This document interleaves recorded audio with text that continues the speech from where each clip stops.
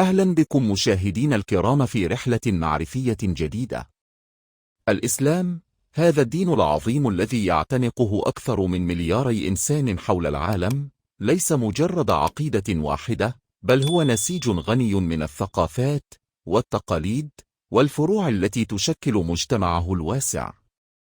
وبينما يتشارك المسلمون في جوهر الإيمان، إلا أن هناك تنوعاً في المذاهب والطوائف التي تشكل هذا النسيج. اليوم سنتوقف عند أكبر هذه الطوائف وأكثرها انتشاراً، أهل السنة والجماعة. فما الذي يميز هذه الطائفة؟ وما هي الأسس التي تقوم عليها عقيدتها وشريعتها؟ وكيف أصبحت تمثل الغالبية العظمى من المسلمين؟ لنستكشف معا هذا الجانب الأساسي من العالم الإسلامي. من هم أهل السنة والجماعة؟ يطلق على أتباع هذا المذهب اسم أهل السنة والجماعة لسببين جوهريين. أولاً، أهل السنة لأنهم يلتزمون ويتبعون سنة النبي محمد صلى الله عليه وسلم قولاً وفعلاً وتقريراً، ويعتبرونها المصدر الثاني للتشريع بعد القرآن الكريم. وثانياً، الجماعة لأنهم يتبعون ما أجمع عليه صحابة النبي الكرام والتابعون لهم بإحسان، ويؤمنون بضرورة وحدة الأمة والابتعاد عن الفرقة. أركان الإيمان عند أهل السنة تستند عقيدة أهل السنة على 6 أركان أساسية للإيمان، لا يكتمل إيمان المسلم إلا بها، وهي: الإيمان بالله، الإقرار بتوحيد الله، وأنه الخالق المدبر، وأنه المستحق للعبادة وحده دون شريك. الإيمان بالملائكة، التصديق بوجود الملائكة كخلق من نور، يقومون بوظائف محددة بأمر الله. الإيمان بالكتب السماوية، الإيمان بأن الله أنزل كتبا على رسله لهداية البشر، وأن القرآن الكريم هو خاتم هذه الكتب ومهيمن عليها. الإيمان بالرسل والأنبياء، التصديق بجميع الأنبياء والمرسلين الذين أرسلهم الله، وأن محمدًا صلى الله عليه وسلم هو خاتمهم. الإيمان بالقدر خيره وشره، الإيمان بأن كل ما يحدث في الكون هو بعلم الله وقدرته، مع الإقرار بحرية الإرادة للإنسان ومسؤوليته. أركان الإسلام 5. هذه الأركان الإيمانية تترجم إلى ممارسات عملية تعرف بأركان الإسلام 5، وهي الشهادتان، إقامة الصلاة 5 مرات يومياً، إيتاء الزكاة تطهيراً للمال، صوم رمضان تهذيباً للنفس، وحج البيت لمن استطاع إليه سبيلاً، كرحلة روحية عظيمة. مصادر التشريع عند أهل السنة. عند أهل السنة تستمد الأحكام الشرعية من مصادر واضحة ومحددة. المصدر الأول والأعلى بلا منازع هو القرآن الكريم. إنه كلام الله المعجز الذي نزل على قلب النبي محمد، وهو الدستور الأساسي للمسلمين، يشتمل على العقائد والعبادات والمعاملات والأخلاق. المصدر الثاني هو السنة النبوية الشريفة. السنة هي كل ما صدر عن النبي محمد من قول أو فعل أو تقرير. هي بمثابة الشرح العملي والتفصيلي للقرآن الكريم.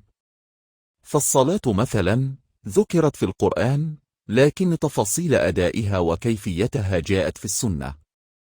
وقد بذل علماء الحديث جهودا جبارة لجمع وتصنيف الأحاديث النبوية لضمان صحتها ودقتها. إلى جانب القرآن والسنة، يعتمد أهل السنة على مصدرين آخرين في استنباط الأحكام للمسائل المستجدة: الإجماع، وهو اتفاق جميع علماء المسلمين المجتهدين في عصر من العصور على حكم شرعي في مسألة معينة. ويعد الإجماع حجة قوية تضمن عدم الانحراف عن مقاصد الشريعة. القياس، وهو إلحاق مسألة جديدة لا يوجد فيها نص صريح بمسألة ورد فيها نص لوجود علة مشتركة بينهما. مثال ذلك تحريم المخدرات قياسا على تحريم الخمر لاشتراكهما في علة إذهاب العقل.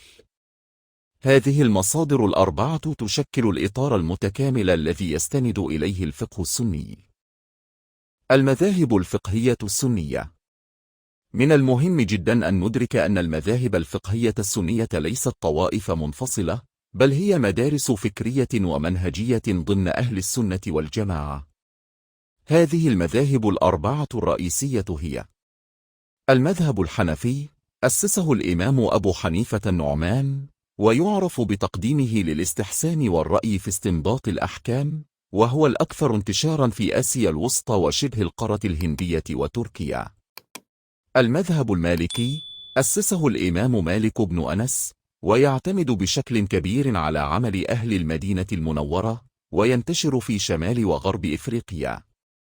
المذهب الشافعي، أسسه الإمام محمد بن إدريس الشافعي، ويعرف بجمعه بين منهج أهل الحديث وأهل الرأي، وينتشر في مصر وشرق إفريقيا وجنوب شرق آسيا. المذهب الحنبلي، أسسه الإمام أحمد بن حنبل، ويعرف بتمسكه الشديد بالنصوص الشرعية، القرآن والسنة، وينتشر بشكل خاص في شبه الجزيرة العربية.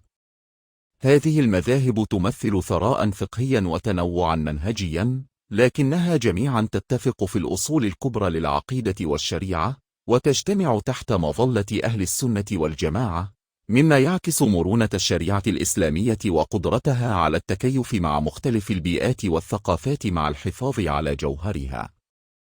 أهل السنة والجماعة بتاريخهم العريق وعلمائهم الأجلاء يمثلون جزءا حيويا من الأمة الإسلامية. إنهم يسعون جاهدين لتطبيق تعاليم الإسلام في حياتهم، والتمسك بالوسطية والاعتدال، ونشر قيم التسامح والتعايش والسلام. إنهم يؤمنون بأن الإسلام دين حياة شامل، ينظم الفرد والمجتمع، ويدعو إلى الخير والصلاح في كل زمان ومكان.